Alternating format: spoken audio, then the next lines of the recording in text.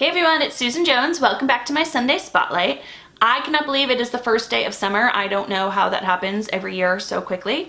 But it is June 21st today, and so this week and next week I still have some outdoor games to share with you, and then in July I will tell you that we are going to start working on some number sense games, and I have a few that I'm excited to share. So this week though, this is a game I played with my preschoolers just this past week. Calvin is 3 years old, he's in preschool, and Theo is 4.5, and he's actually going to pre-K this September. So this was a review game we played with uppercase and lowercase letters called Ping Pong Races. I'll show you how to play.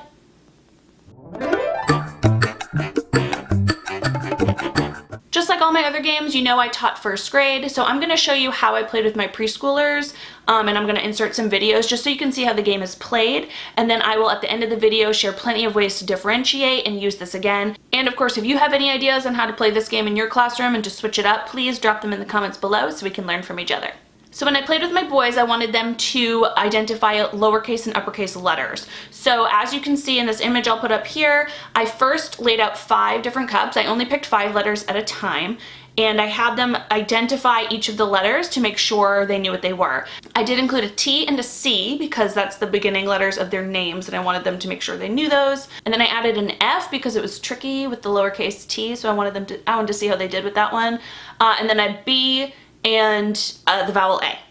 After they identified each of those uppercase letters, I had them go to the fence, which was maybe in our backyard, it's maybe about 10 yards away. With your students or with your kids, you could just assign a spot where they have to start. And then I gave each of them a bag filled with ping pong balls. Can you see those? Yeah.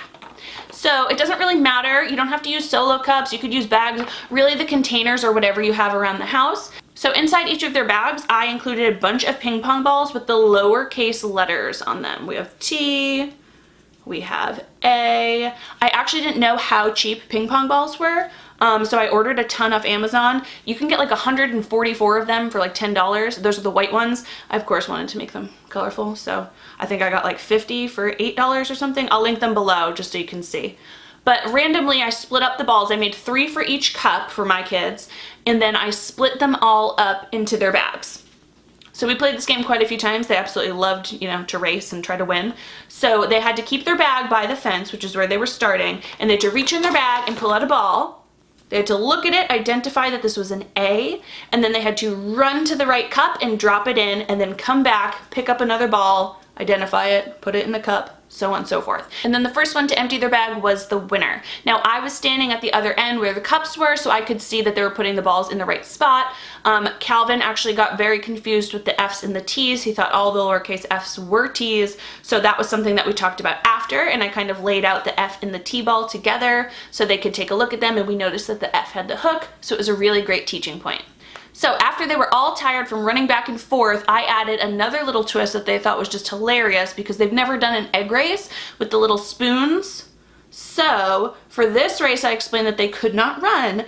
The same exact rules applied. I mixed up the balls and equally split them between their bags, and they'd have to go to the fence, pick up their ball, and then walk really slowly with their ping pong ball. And if it fell off, I didn't make them go back. You know, their motor skills aren't that wonderful at 3 and 4 years old, but if it fell off, they just had to stop where they were, put it back on, and walk slowly and empty it into the right cup. Now, of course, I only had 2 players because I was playing with my 2 children, but this game would run exactly the same, just it would be a relay race. So you could easily split up your classroom if you had 20 kids into groups of 4, groups of 5, however you want to do it, and they would just take turns, and once one students get back, they go to the end of the line, and the next student gets to go.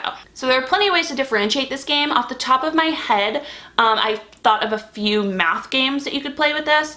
So on the ping pong balls, I would just write a bunch of numbers, and maybe if it's the beginning of the year in kindergarten or even first grade and we're identifying numbers 0 to 20, I would write a bunch of different numbers and have the cup say 0 to 5, 6 to 10, if I can do this, 11 to 15, 16 to 20, and so on. They would have to pick up a ball and try to put it in the right cup. If you're working on larger numbers, you could have 2 bigger bags instead of the solo cups, and one could say less than 25 or greater than 25 or 50, whatever your number is.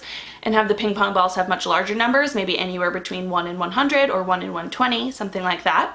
And then with beginning, addition, and subtraction, you could pick 4 or 5 different sums or differences and put those on the bag, and then students would have to pick out a different equation, solve it, and see which one it matches with. And then also my last video, Alphabet Ball, I'll link that up here. Somebody suggested playing this game with nouns, verbs, and adjectives. So they played that game with that, and this game would actually be perfect. So you could put a bunch of nouns, verbs, and adjectives written on the balls, and students would have to sort it that way. Like I said, if you have any other ideas or ways to use this game, please go ahead and comment them below. That way we can learn from one another. But that is how you play ping pong races. It is a ton of fun. I guarantee your kids will love it. Whether you're teaching summer school, you're just practicing stuff at home with your kids, or at the beginning of next year. I mean, depending on where you live, not everybody's up here in Massachusetts where it's dreary and cold most of the year. So yeah, depending on where you live, you might be able to play these games a lot more often than I would here. As always, if you liked this video and this game, please go ahead and give me a thumbs up so I know, and make sure you are subscribed to my channel so you get my video every single Sunday.